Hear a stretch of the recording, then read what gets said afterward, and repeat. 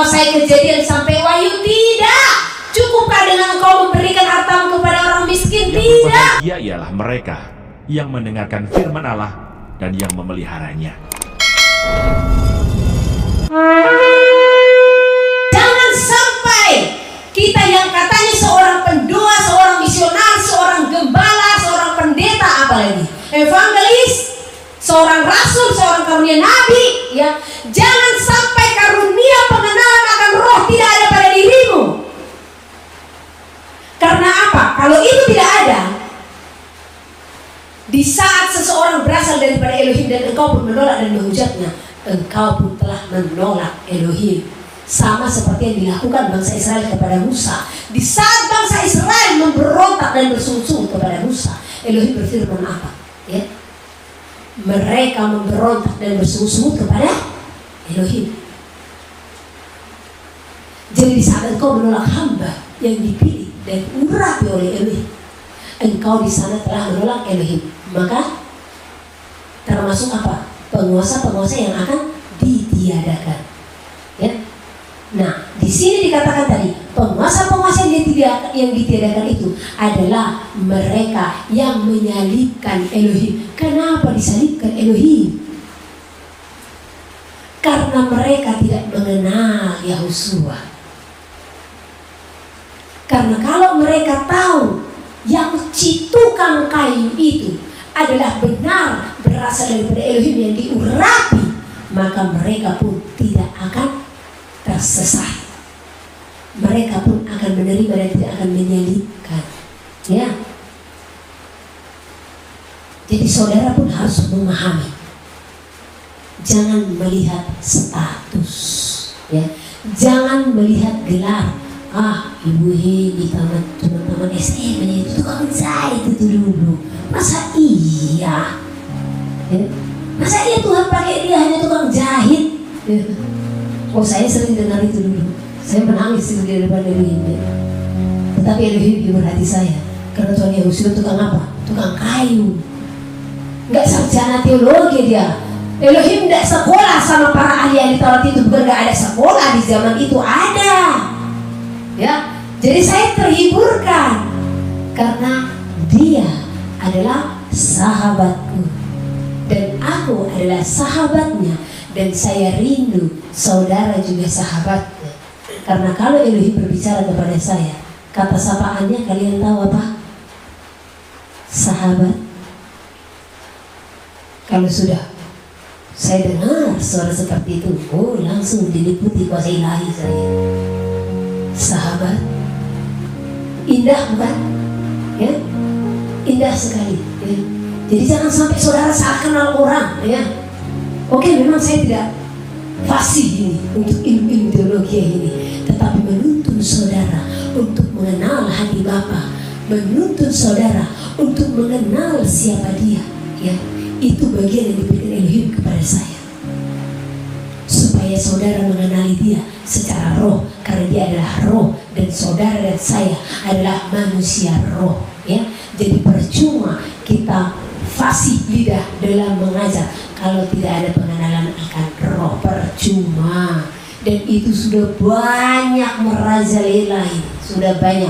Bahkan mereka merasa di zona nyaman, mereka merasa dengan mereka pemberita, bahkan jutaan, ribuan jutaan mereka baptis, mereka merasa sudah berkenan saya di hadapan Elohim, kira-kira seperti itu. Ya, lihat pengalaman Beni, bagaimana dia mengalami mati suri, ya, dengan sedikit kesalahan saja. Ya, bukan tidak banyak yang dibaptisnya, benar? Bukan tidak banyak yang dibuatnya melalui pelayanan itu bertobat. Tetapi seharusnya kita belajar, karena kisahnya kan mendunia. Dan ini diizinkan Elohim untuk kita memahami seperti apa sih sebenarnya standar kekudusan itu, standar perkenanan Elohim. Cukupkah dengan engkau menguasai Kejadian sampai Wahyu? Tidak. Cukupkah dengan engkau memberikan hartamu kepada orang miskin? Tidak. Jadi harus paham, harus kenal. Bahkan Bahkan saya pernah terberkati dengan kesaksian seorang hamba Elohim yang juga diizinkan mati suri. Hanya saat itu saya tidak tahu, lupa namanya ya. Saya sudah lupa karena saya baca itu dulu di seperti buku-buku kecil-kecil gitu ya. Nah, dia seorang yang dikenal dengan kasihnya, kepeduliannya kepada jemaat, ya. Dia dikenal dengan kelemah lembutan, ya.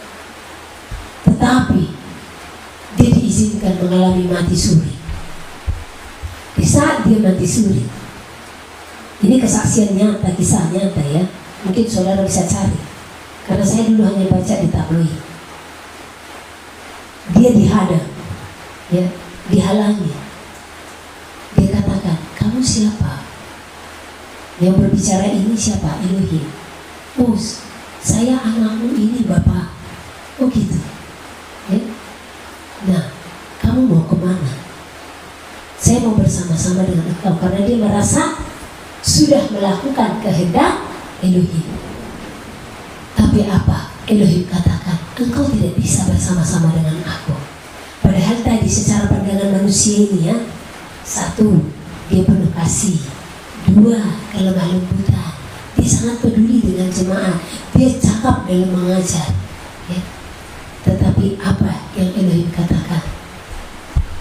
Di mana engkau di saat aku memanggilmu, di saat aku memerlukanmu? Ternyata Elohim itu mau berdua-dua dengan kita, ya. Dia sibuk dengan pelayanan kemana-mana sehingga kurang waktunya duduk diam dan berdua-dua di hadapan Elohim. Coba, apakah dia berdoa? Pasti dia berdoa. Tetapi Elohim mau persekutuan berdua-dua dengan Elohim lebih lagi. Sebenarnya saya bisa katakan bukan Elohim tidak berkenan dengan dia, tetapi Elohim mau, ya, melalui kesaksiannya kita lebih memahami lagi siapa Elohim. Tidak cukup dengan doa rutinitas, tidak cukup dengan ibadah rutinitas. Ternyata kita harus punya waktu berdua-dua dengan Elohim. Sama itu dengan seorang istri. Saya pernah bertanya kepada para istri, hai para istri, senang gak kalian itu di saat diberikan gaji oleh suami? Senang? Senang. Oke. Coba, mana lebih senang? Ya, kalian menerima gaji itu atau di saat, ya, handphonemu berbunyi, di saat engkau lelah cuci baju, urus rumah, suamimu katakan, Ma, sudah makan? Ma, jangan terlalu lelah ya. Ma, ingat istirahat ya. Mana? Barang pasti kepedulian ini tadi, ya. Istri pasti akan bangga dan senang di saat dipedulikan, ya, di saat diperhatikan. Jadi rasa sukanya melebihi di saat dia menerima gaji tadi, karena gaji ini pasti tetap itu diperhitungkan. Beli beras sekian, beli sabun, beli rinso, beli ini segala macam ya. Tetapi sapaan itu tadi, itu berbicara apa? Kasih mesra. Jadi kekurangan daripada seorang hamba itu tadi hanyalah kasih mesra. Mungkin saking capeknya dia pelayanan seharian, pulang hanya berdoa langsung tidur. Sementara Elohim mau tetap bersekutu, menyembah, bermasmur dan bercakap-cakap. Ya, dan saya sangat terberkati dengan hal itu. Secara manusia ada nggak dosanya? Nggak ada. Secara manusia, disinilah pentingnya kita memahami Elohim itu secara roh, bukan secara manusia, bukan hikmat manusia, tetapi hikmat Elohim. Ya, kita lanjut. Kita ulang ayat 8. Tidak ada dari penguasa dunia ini yang mengenalnya, sebab kalau sekiranya mereka mengenalnya, mereka tidak menyalibkan Elohim yang mulia. Benar? Ya. Jadi sama, saudara pun tidak akan gampang mengatakan sesat. seseorang jikalau saudara mengenal. Makanya ya, saran saya, jadikan Elohim itu pimpinan, guru agung dalam dirimu. Pendeta-pendeta itu hanya sebagai orang yang lebih meneguhkanmu, bukan menjeratmu. Karena sudah banyak pendeta-pendeta sekarang yang berkhotbah di altar. Ya, apa yang dikhotbahkan? Hati-hati. Apalagi kalau pemberitaan di YouTube, katanya ya, tanpa disadari dia menunjukkan kelemahannya.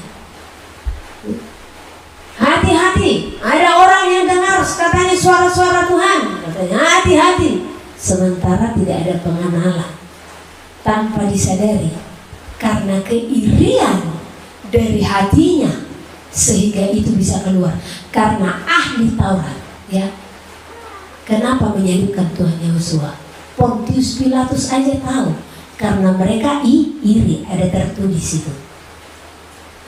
Karena ahli Taurat itu mereka iri kepada Tuhan Yahusua yang menunjukkan mukjizat-mukjizat, ya, yang menunjukkan kuasa-kuasa daripada Elohim. Dan dengan keirian itu mereka pun bersepakat dan bersekongkol untuk apa? Menjatuhkan Tuhan Yahusua dan menghimbau semua orang untuk mengatakan dia sesat. Miris ya. Jadi sekarang sejarah berulang ya, pendeta-pendeta yang melakukan hal yang sama. Kalau ada orang yang diurapi, ada orang yang mengalami ya suara-suara kenabian, para pendeta banyak yang menolak ini, sangat banyak. Jadi jangan mau terpengaruh karena pendetamu. Tanya Elohim, miliki persekutuan dengan Elohim. Jangan karena pendetamu akhirnya kau pun terjatuh. Jangan karena pimpinanmu di dunia ini kamu pun ikut terjerat. Sama seperti yang saya katakan kepada ibu-ibu dan bapak-bapak yang kemarin telepon saya ya. Tapi dengan kasih saya mengajar.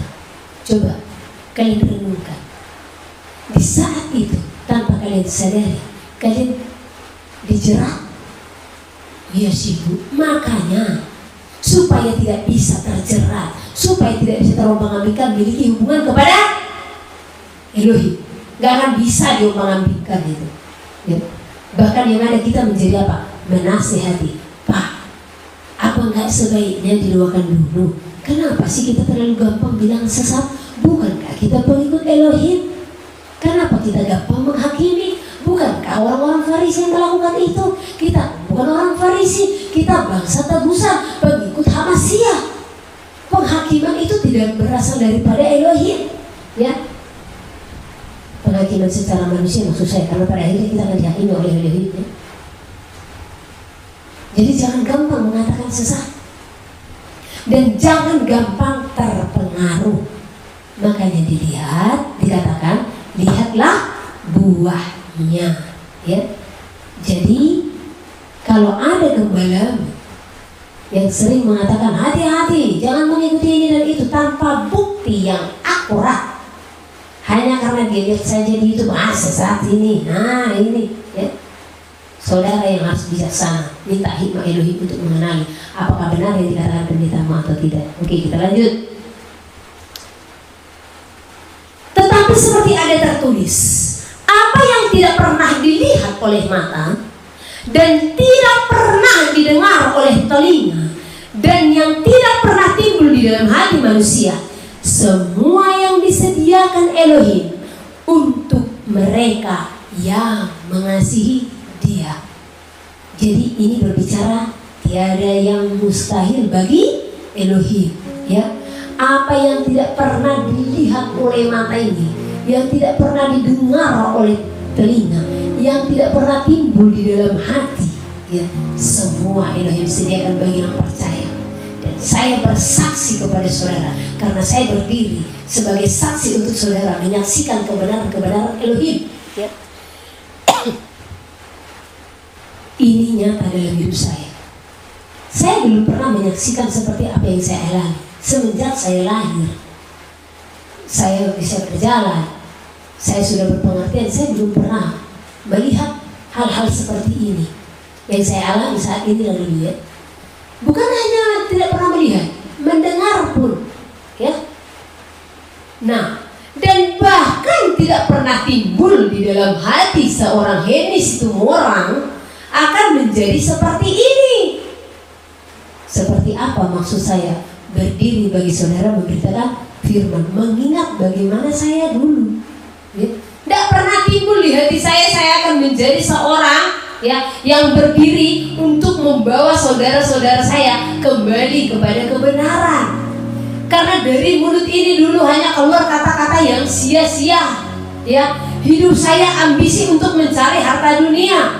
Tidak pernah kepikiran bagiku untuk hidup di dalam menjadi anak rohani. Karena bagiku dulu anak rohani itu aneh. Jadi tidak timbul di dalam hati. Tetapi saat saya datang dan sungguh-sungguh kepada Elohim.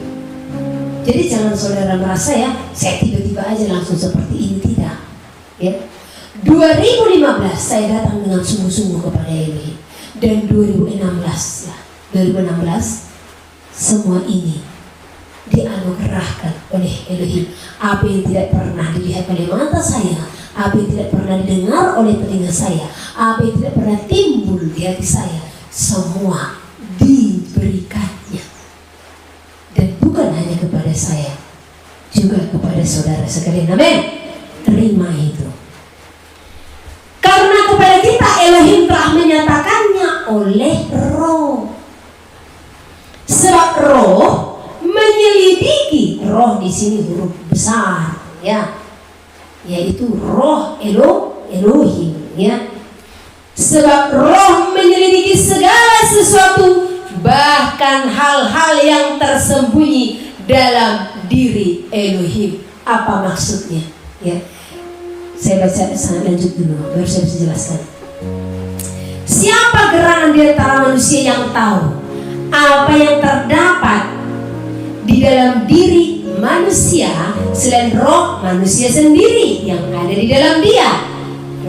Demikian pula lah, tidak ada orang yang tahu apa yang terdapat di dalam diri Elohim selain roh Elohim. Jadi yang mengetahui apa yang ada pada dirimu adalah rohmu sendiri. Dan untuk mengetahui apa yang ada di dalam roh Elohim adalah roh Elohim itu sendiri. Dengan apa? Dengan kita menerima roh Elohim itu di dalam kita. Kita hidup dipimpin oleh roh dan diperintah oleh roh. Maka pengenalan kita akan Elohim itu akan nyata, ya, akan besar. Jadi miliki pengenalan akan roh Elohim supaya saudara dan saya bisa mengetahui hal-hal yang rahasia akan kerajaan Elohim, ya. Firman Tuhan berkata, kepadamu diberikan karunia untuk mengetahui apa? Rahasia kerajaan sorga. Itu di Matius pasal ke-13. Kita baca dulu, ya. Matius ke-13 ayat 11 kalau nggak salah.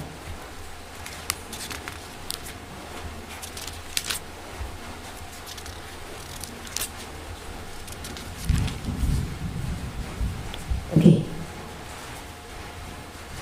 Jawab Yahosua, kepadamu diberi karunia untuk mengetahui rahasia kerajaan sorga, tetapi kepada mereka tidak. Karena siapa yang mempunyai kepadanya akan diberi, sehingga ia berkelimpahan. Tetapi siapa yang tidak mempunyai, apapun juga yang ada padanya akan diambil daripadanya. Apa arti daripada nats ini, ya? Kenapa dikatakan siapa yang punya kepadanya akan diberikan? Aturannya kepada yang tidak punya lah, ya kan, diberikan. Oke, saya akan jelaskan. Nah, ini di dalam perikop ini, kalau kita pelajari tentang Elohim itu, dia selalu membukakan atau memberitahukan segala sesuatu melalui apa? Perumpamaan. Nah, kalau memang perumpamaan yang sering Elohim sampaikan, maka apakah dengan logika manusia, dengan hikmat manusia, kita akan memahami? Tidak. ya. Tetapi dengan kita adalah pengikut Yahusua HaMasyiah, maka kita akan memiliki pengenalan itu. Nah, kepada siapa diberi karunia untuk mengetahui rahasia kerajaan surga? Kepada mereka yang hidupnya memberi diri untuk berpaut dan berpadanan kepada Elohim. Kepada orang-orang seperti inilah yang selalu berseru-seru di dalam nama Elohim dan melakukan kehendak Elohim. Kepada mereka inilah maka diberikan karunia untuk mengetahui rahasia kerajaan surga. Dan dikatakan kepada mereka tidak. Mereka ini siapa? Mereka yang tidak mau terbuka hatinya untuk mendengar dan mengenal kebenaran. Ya. Nah, karena siapa yang mempunyai kepadanya akan diberi. Mempunyai apa? Ya.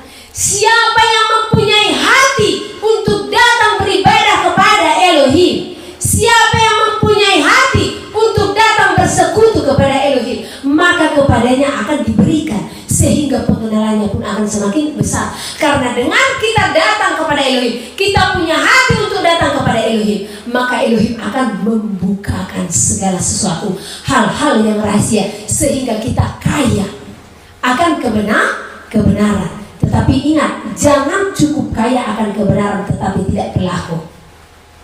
Ya, kita harus tetap menjadi pelaku.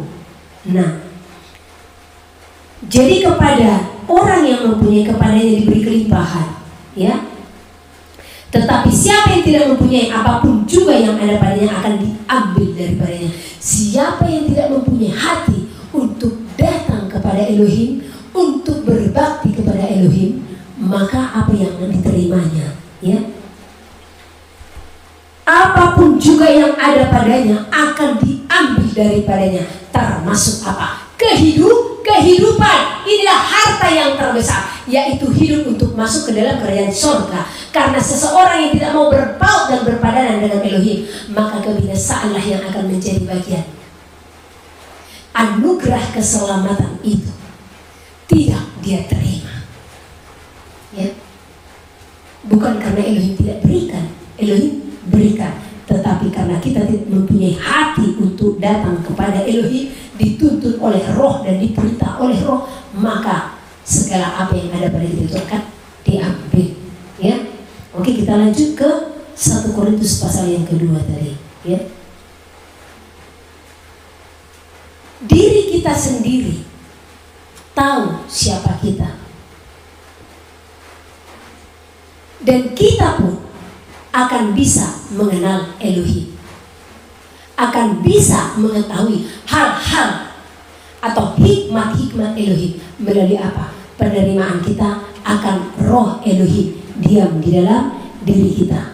Kita tidak menerima roh dunia, tetapi roh yang berasal dari Elohim, supaya kita tahu apa yang dikaruniakan Elohim kepada kita.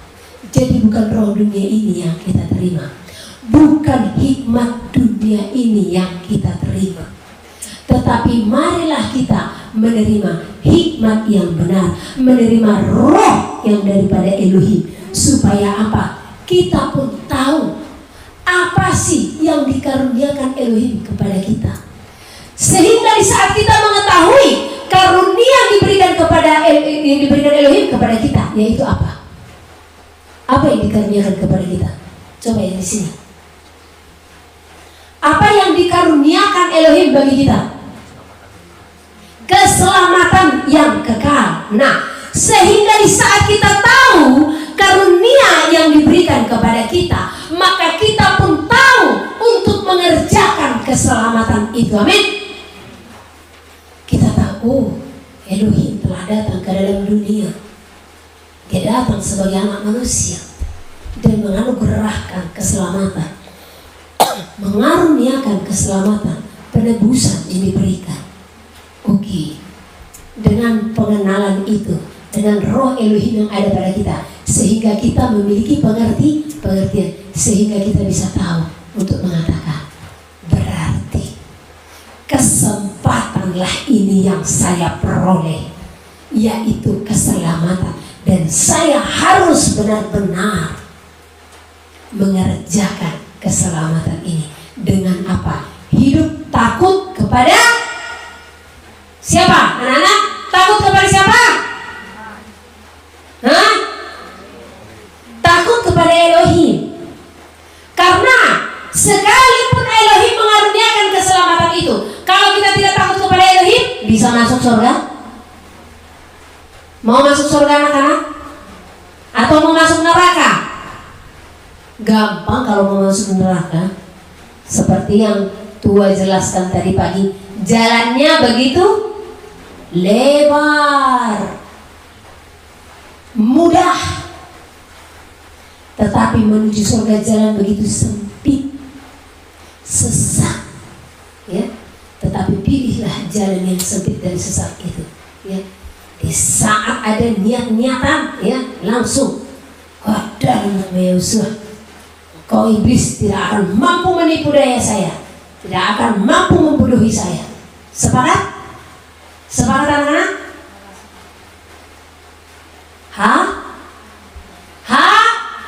Harus. Karena kata ini, kata kunci juga untuk masuk apa? Surga. Harus mengampuni, harus mengasihi, harus sangkal diri, harus pikul salib. Jangan hanya akan, aku akan mengampuninya. Satu contoh, ya kan? Tiba-tiba dia pergi mau minta maaf, didengarnya pernah pas menggosip seseorang itu, tahu nggak si ini seperti ini, didengarnya dia lagi diomongin, ya kan? Akhirnya nggak jadi karena dia akan mengampuni katanya. Tapi kalau harus, sekalipun didengar seperti itu, dia tetap berjalan. Aku minta maaf ya, kejadian kemarin. Padahal baru didengarnya dia diomongin. Tapi karena mengingat kerajaan surga, ada kata harus yang harus dia pegang. Ya, harus mengampuni, harus mengasihi, harus sangkal diri, harus pikul salib, harus membuang kecewa, harus membuang marah, harus membuang kesal, apalagi banyak, ya. Harus membuang lidah dusta, harus membuang ketidakjujuran supaya masuk surga, ya. Kita lanjut.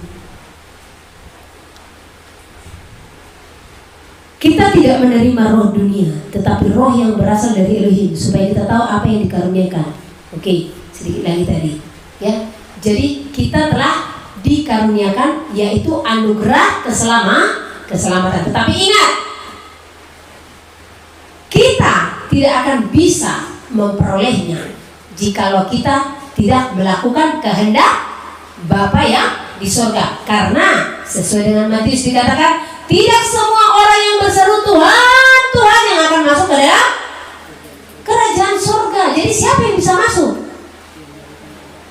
Anak-anak ini dulu. Siapa yang bisa masuk surga?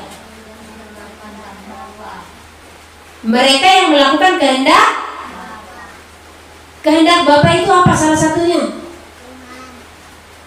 Nah, apa kehendaknya? Mengasihi. Baru jangan berdusta, ya. Nah, tidak bisa. Oke, kita lanjut. Dan karena kami menafsirkan hal-hal rohani kepada mereka yang mempunyai roh, kami berkata-kata tentang karunia-karunia Elohim dengan perkataan yang bukan diajarkan oleh hikmat manusia, yang bukan diajarkan kepada kami oleh hikmat manusia, tetapi oleh roh. Ya. Sekali lagi, dan karena kami menafsirkan hal-hal rohani kepada mereka yang mempunyai roh. Siapa di sini yang mempunyai roh? Oke, kita semua, ya. Kita semua memiliki roh Elohim, ya. Orang yang memiliki roh Elohim adalah orang yang menerima Dia sebagai Elohim dan juru selamat, ya. Dan orang-orang yang mau hidupnya dipimpin oleh roh itu dan diperintah oleh roh tersebut, ya. Nah, Dan karena kami menafsirkan hal-hal rohani kepada mereka yang mempunyai roh, kami berkata-kata tentang karunia-karunia Elohim dengan perkataan yang bukan diajarkan kepada kami oleh hikmat manusia, tetapi oleh roh Elohim. Jadi para rasul mengajarkan karunia-karunia roh sama seperti kami mengajarkan saudara di sini. Kami mengajarkan tentang karunia-karunia roh bukan karena apa? Bukan karena apa yang kami dengar, bukan karena apa yang kami peroleh diajarkan oleh manusia. Tetapi saya bahkan yang berdiri di sini atau kami yang berdiri di sini ya, menjabarkan kepada saudara perkara-perkara roh itu ya. Itu bersumber dari siapa? Elohim. Karena kepada kami sendiri dan kepada kita semua dianugerahkan karunia-karunia roh itu. Karena orang yang mengalamilah yang akan mampu untuk mengajarkan dan menjelaskannya. Jadi banyak orang yang gagal paham sehingga mereka menjabarkan tentang karunia-karunia roh itu ya, hanya sebatas apa yang mereka dapatkan pengajaran daripada manusia, sehingga apa? Buntu, tidak menemukan jawaban. Ujung-ujungnya apa? Mereka menjelaskan tentang perkara-perkara roh dan tentang karunia-karunia roh, ujung-ujungnya menyuruh orang supaya apa? Hati-hati ya, karena karunia roh ini seperti ini dan seperti ini. Tapi mereka mengajarkan itu bukan karena pengalaman pribadi, tetapi karena ilmu-ilmu yang telah mereka pelajari di saat sekolah teologi ya. Karena perkara roh ini dan cara manifestasi yang daripada Roh Kudus yaitu berbeda-beda, sehingga orang banyak gagal paham akan hal ini ya. Ada orang yang bermasuk hanya senyum-senyum ya. Jadi orang yang tidak memahami hal ini secara roh akan mengatakan udah gila gitu, udah gila itu ya.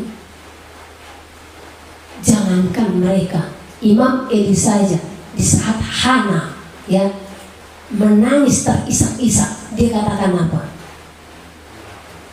Hah? Apa Pak? Dia dianggap apa saudara? Dia dianggap gila, ya kan? Itu sudah imam loh. Hanya karena begitu luar biasanya mungkin tangisan si Hana ini ya kan, karena ditindas oleh si Penina ya. Padahal dia bukan gila, dia hanya menangis ya, menjerit-jerit jiwanya di hadapan Elohim ya. Nah makanya kalau ada orang di gereja kita, mau aliran Protestan, mau aliran karismatik, mau aliran apapun ya, nah kalau ada orang yang menangis, jangan langsung melihat seperti ini, seperti aneh bagi saudara ya. Makanya hiduplah dipimpin oleh Roh dan diperintah oleh Roh supaya engkau mengenali sekelilingmu ya. Pernah lagi saya beribadah, saya ingat itu tahun 2016. Nah saya diajak beribadah di satu gereja. Jadi ya namanya juga sudah benar-benar dalam hadirat, karena saya dipenuhi hadirat itu tidak berbicara jenis ibadahnya bagaimana, karena hadirat itu di dalam diri kita, bukan di gedung gerejanya ya. Jadi kalau saudara katakan di gereja itu nggak ada hadirat, salah saudara. Bukan di situ yang nggak ada hadirat, di dalam diri saudara. Berarti saudara dipancing hanya apa? Tepik sorak, saudara dipancing hanya suara musik ya. Sehingga kalau satu contoh musiknya lari ke kiri dan ke kanan, saudara katakan nggak ada hadirat. Di dalam diri saudara itu nggak ada hadirat ya. Jadi ini gereja kecil dulu. Nah ada lagunya, lagu Protestan ini sebenarnya keren, saya katakan keren ya. Jadi saking saya menikmati setiap kata-kata daripada lagu itu ya, saya menangis terisak-isak dan saya angkat tangan seperti ini ya. Datang yang di samping saya, jangan kayak gitu katanya ya. Saya lihat ya, tapi saya tetap angkat tangan. Orang tangan saya sudah ditawan ya, udah gitu getar lagi seperti ini ya kan. Nah Bagi mereka itu aneh. Sementara mereka tidak tahu saya sedang mengalami lawatan. Jadi jangan sampai saudara mengejek orang yang sedang mengalami lawatan. Ya, saudara tidak dapat berkat. Nah, makanya ibadah itu cukup hubunganmu kepada Elohim. Tidak usah lihat kiri dan kanan, muka belakang. Ya, fokus. Jadi nggak ada alasan. Saudara mengatakan, di gereja itu nggak ada hadirat. Saya tidak terima itu. Karena saya mau kemana pun beribadah, selalu hadirat itu memenuhiku. Karena apa? Hadirat itu ada di dalam roh Elohim. Dan roh Elohim itu ada di dalam diri kita, bukan di gedung gerejanya. Karena gedung gereja itu berbicara wadah yang mati dari benda mati. Ya, jadi bertobat kalau masih memiliki pemikiran pemahaman yang sekecil itu. Nah, dari mana kita tahu itu? Itu tadi, pengenalan akan roh. Jadi biarlah pelayanan yang dipimpin oleh roh, supaya engkau bisa berjalan mengenali rahasia kerajaan Elohim, ya. Supaya benarlah firman Elohim dikatakan, kepadamu diberi karunia untuk mengenal rahasia kerajaan Elohim, tapi kepada mereka tidak. Ya, kita lanjut. Tetapi manusia duniawi, ya. Tetapi manusia duniawi, bukan manusia dunia. Manusia duniawi maksudnya apa? Yang hidupnya yang dipimpin oleh hikmat manusia, yang hidupnya berpaut dan berpadanan dengan dunia ini, ya. Tetapi manusia duniawi tidak menerima apa yang berasal dari roh Elohim, karena hal itu baginya adalah suatu kebodohan, dan ia tidak dapat memahaminya. Sebab hal itu hanya dapat dinilai secara rohani, ya. Jadi saudara terkasih, perkara-perkara roh itu bagi dunia suatu kebodohan. Sama seperti yang saya alami pada mulanya. Saya sendiri pun tidak paham dulu, ya. Nah, saya cerita sama orang, aku mau cerita ini. Apa? Ada loh, saya dengarkan dia berbicara kepada saya. Terus pertama tangan saya ini yang dipakai menulis. Lucunya tangan saya ini menulis, tidak otak saya yang perintah, dia menulis sendiri. Jadi saya membaca. Terus apa dia tulis? Katanya dia Tuhan. Saya bilang, dia Elohim. Mana itu tuh? Mana ada Tuhan bisa bicara dengan manusia? Habis yang saya kawani bicara siapa? Ya orang duniawi yang bahkan ke gereja pun kurasa sekali setahun udah keren itu. Ya, bagi mereka itu adalah suatu kebodohan karena mereka tidak memahami. Hal itu hanya dipahami oleh siapa? Ya, hanya dapat dinilai secara rohani oleh orang-orang yang dipenuhi oleh roh Elohim. Ya. Jadi dipenuhi roh Elohim ini ukurannya seperti apa? Jangan saudara mengukur orang yang dipenuhi roh Elohim dengan apa? Fasih lidah atau cakapnya dia memberitakan firman. Oh, belum tentu. Ya, belum tentu. Karena ahli Taurat begitu luar biasanya mereka membahas tentang kitab suci, tetapi mereka menutup roh Elohim itu untuk berbicara di hati mereka, untuk membukakan siapa Tuhan Yahushua. Di akhir zaman ini pun seperti itu. Makanya banyak karunia-karunia yang dimatikan, ya, tanpa disadari.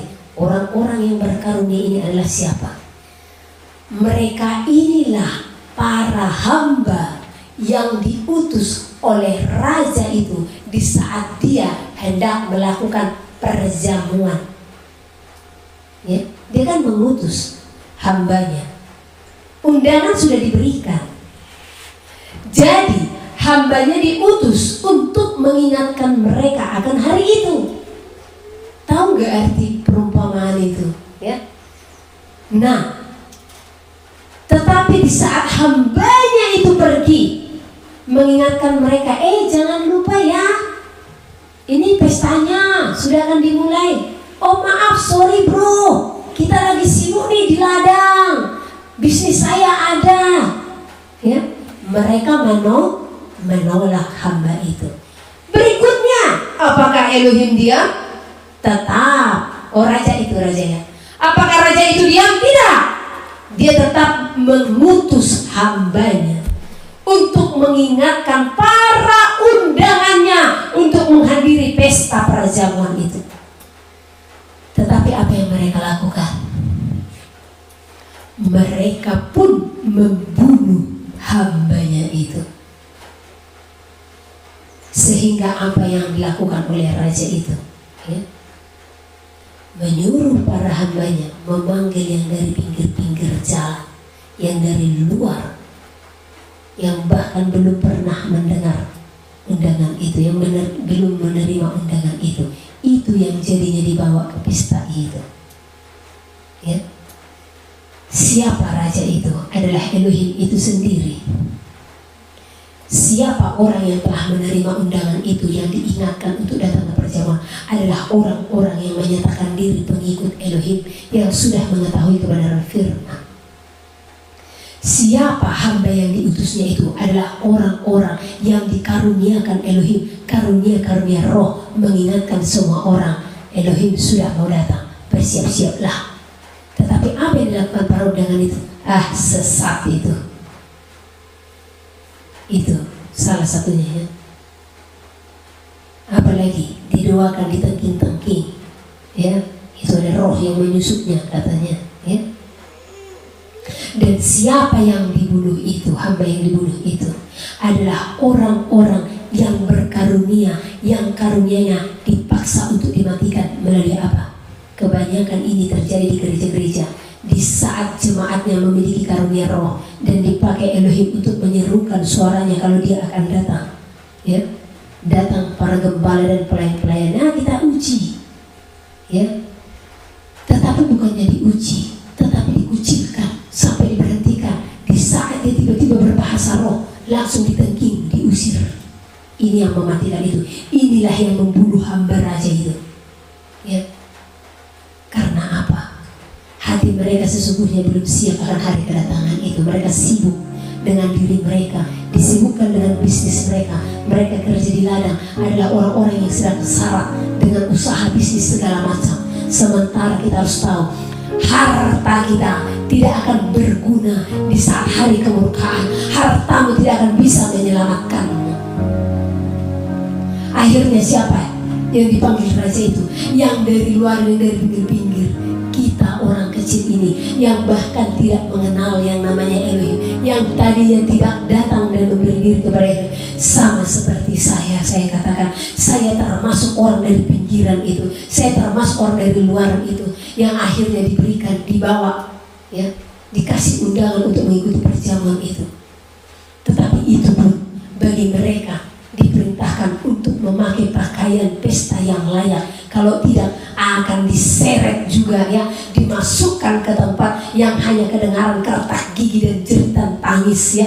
Jadi orang-orang yang bertobat juga, kalau tidak meninggalkan karakter lama, karena ini berbicara jubah itu tadi, ya, mereka pun tidak layak. Yang ada mereka itu diseret dan dicampakkan ke tempat yang paling hitam dan yang paling dalam, yang hanya kedengarkan kertak gigi dan jeritan tangis, ya.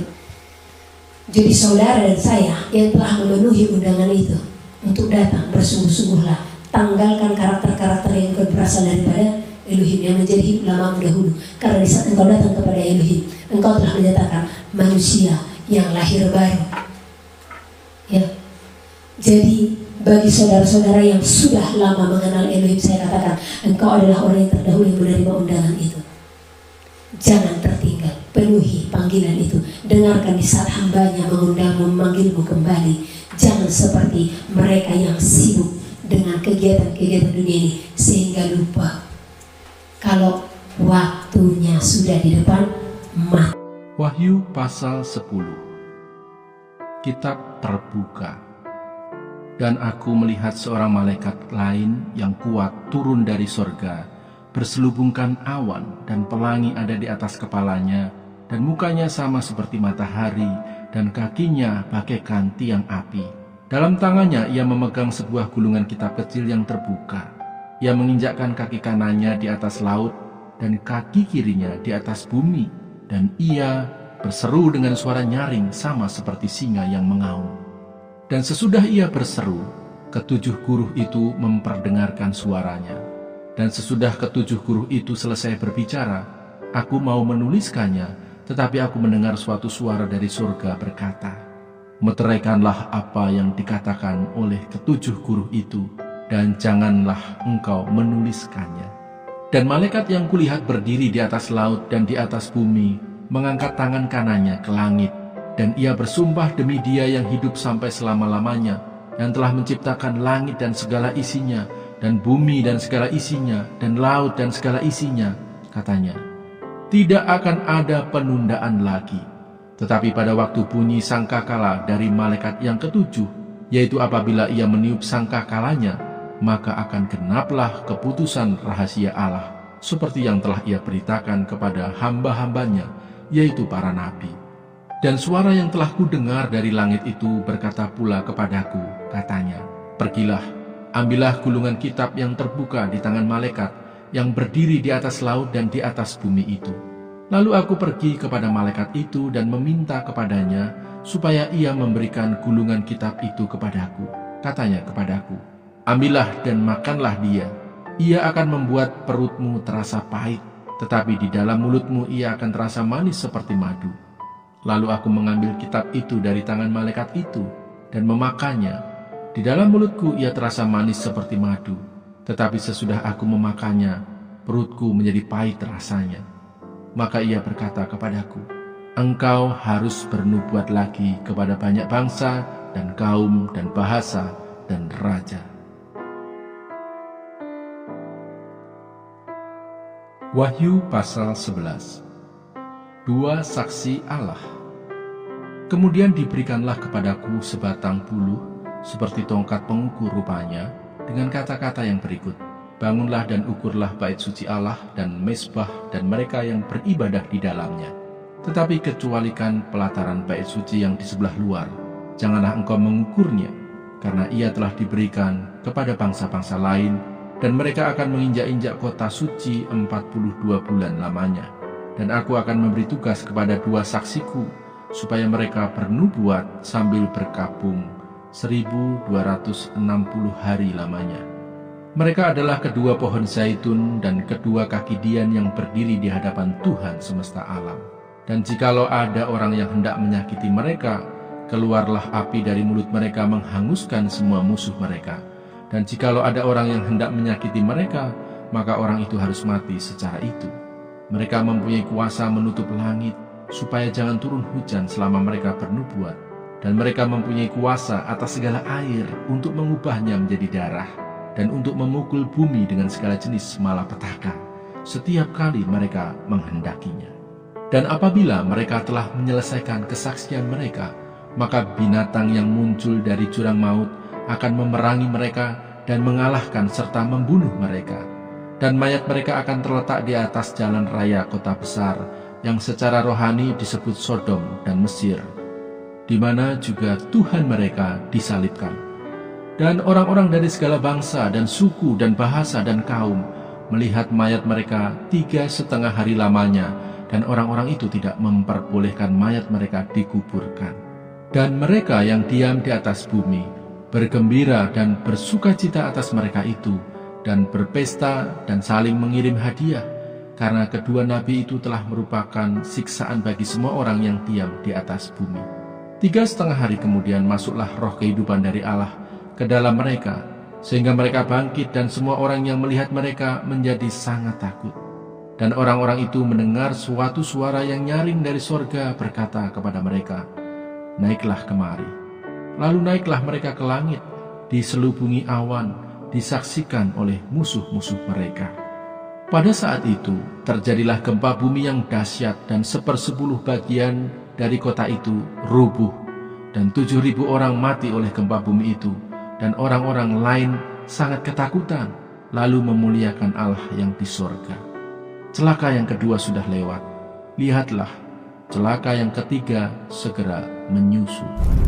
Yang berbahagia ialah mereka yang mendengarkan firman Allah dan yang memeliharanya.